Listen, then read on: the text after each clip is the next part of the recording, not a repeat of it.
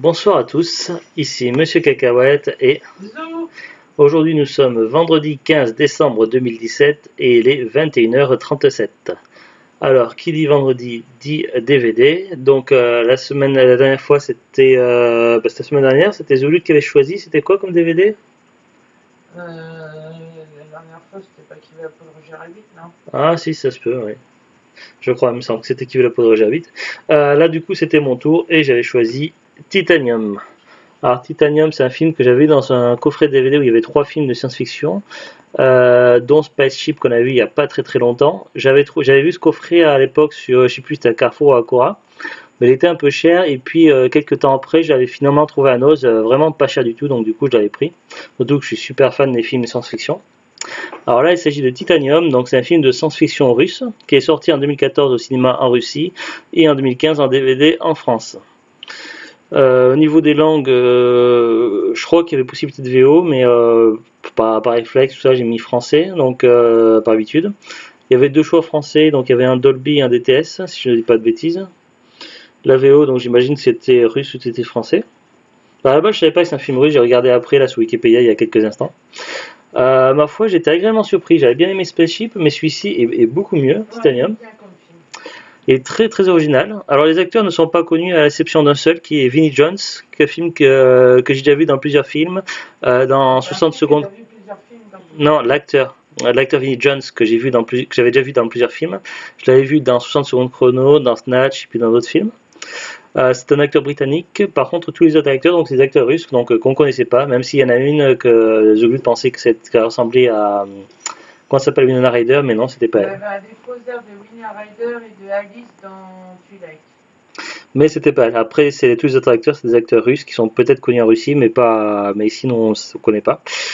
Donc le film en lui-même, donc c'est vrai, une agréable surprise. Donc c'est vrai que bon, au niveau des, c'est vrai que des fois dans les films de série B, un peu de budget, souvent le contraste est un petit peu, comment on appelle ça, un petit peu sépia, tout ça. Donc là, ça fait pas sépia, donc on voit quand même les contrastes non plus, on ne pas trop forcé sur les couleurs, mais n'empêche, il est joli à voir, et il est incroyable. Le film, franchement, d'habitude dans les films à petit budget, tout ça, les effets spéciaux, c'est pas terrible, ou c'est moyen, tout ça, mais j'étais franchement très impressionné avec les effets spéciaux et tout. Au niveau de la qualité des effets spéciaux, tout ça, ça rivalise facilement avec des blockbusters, avec des films à gros budget, donc franchement, ça dépote bien dans les effets spéciaux, tout ça. J'ai été notamment impressionné dans la technologie de une sorte de technologie métamorphe, donc c'est avec des structures métalliques qui bougent, qui s'assemblent, un petit peu comme on va dire des robots transformers, mais en 10 fois mieux. C'est clairement la technologie de changement, de déplacement des molécules de métal, tout ça, est largement mieux fait que dans les Transformers, tout ça. C'est assez impressionnant quand on voit le vaisseau qui devient un bloc pour pouvoir rentrer dans un espace, tout ça, le vaisseau spatial. Cette technologie qui est appliquée à des décors, des grottes, tout ça, c'est vraiment impressionnant. Ça fait très futuriste. Franchement, en effets spéciaux, j'étais très très impressionné. C'est vraiment très très bien. Après le jeu d'acteurs, donc c'est sûr que c'est pas des grands acteurs d'Hollywood, tout ça, donc euh, je dirais entre les deux. Donc le jeu des acteurs est quand même supérieur au jeu des acteurs qu'on voit dans les films à petit budget.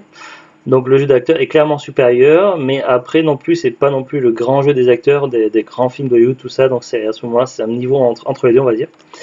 Mais les acteurs jouent plutôt pas mal. Donc voilà, et franchement ça se regarde bien. Le scénario après, donc le début du scénario peut penser à du vu et revu, mais non, il y a des surprises, quand même. Il y a une intrigue. Donc déjà ça commence par une voix off. Donc la voix off, en fait, il y a des prisonniers qui sont, plutôt que d'être exécutés, ils sont relâchés dans les marais de la planète Titanium. Ces marais sont vraiment très dangereux, donc on leur laisse avec un pactage de base qui doivent se démerder. Et ils ont une petite chance de sortir. Il y a une légende comme quoi il y aurait des îles, comment ça s'appelle? Les yeux du bonheur. Les îles du bonheur, oui, qu'ils appellent ça les îles du bonheur, et qu'ils ont une chance de s'en sortir, mais Aussi. de quoi? Il y a le refuge aussi. Oui, il y a aussi le refuge. Il y a le refuge qui est une ancienne prison qui est utilisée pour les survivants, qui est désaffectée. Ça, ou les îles du bonheur. Donc les îles du bonheur, qui est un mythe que personne n'a jamais réellement vu. Donc les prisonniers sont lâchés là, et il y a également des créatures, donc des créatures hybrides, moitié mécaniques, moitié organiques, des créatures qui sont d'origine de la planète Titanium, qui sont assez originales et intéressantes. Donc le groupe de prisonniers va devoir tenter de survivre et si possible trouver les îles du bonheur. Sachant que c'est pas tous des gentils, donc il y en a qui avaient rien à faire dans l'histoire, donc notamment une touriste qui s'est retrouvée là-bas. Ce qui s'est passé, c'est que le gouvernement de la planète Titanium n'est pas parce qu'il y a donc dans Wolf qui nous explique au début, donc il y a toute une organisation, tout ça par rapport aux planètes liées à la Terre, tout ça. Et donc en gros la planète de Titanium, c'est une sorte de despotisme, et donc les gens qui en savent trop, tout ça, les prisonniers politiques sont mélangés avec les prisonniers qui ont commis vraiment de vraies infractions, tout ça, qui ont commis des meurtres, tout ça, et donc ils se retrouvent là-dedans mélangés. Donc il y a des gentils, il y a des moins gentils, il y a des méchants, et voilà. Et puis il y a dans ce groupe de prisonniers, il y a quelqu'un qui en sait beaucoup trop. Et forcément, on va chercher à le faire éliminer par toute discrétion en l'exilant, en essayant de le tuer durant l'exil. Parce que s'il le tuait devant le public, tout ça, ça aurait fait des vagues, tout ça.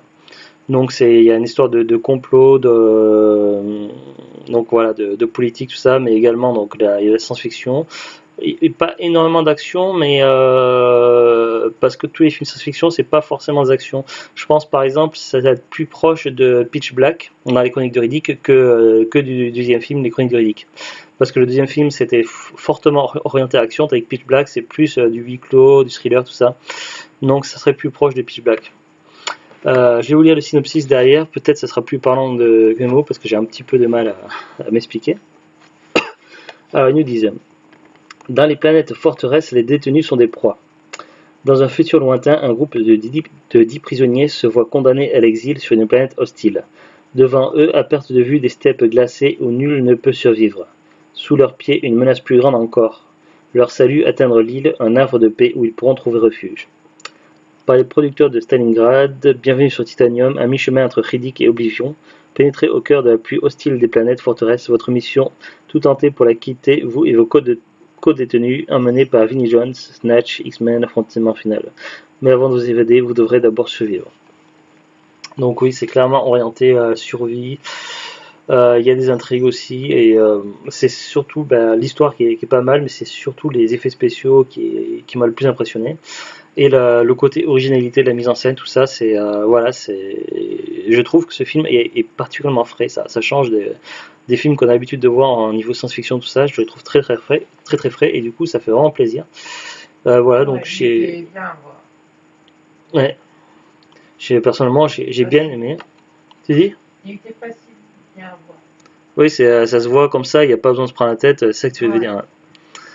Donc franchement, voilà, c'est un film prenant, et voilà, franchement, j'étais agréablement surpris. C'était une très belle surprise, parce que la jaquette ne paye pas de mine, mais voilà, on peut se dire ouais, bof, moyen. Mais voilà, donc des fois les films science-fiction, faut passer outre la jaquette, outre tout ça.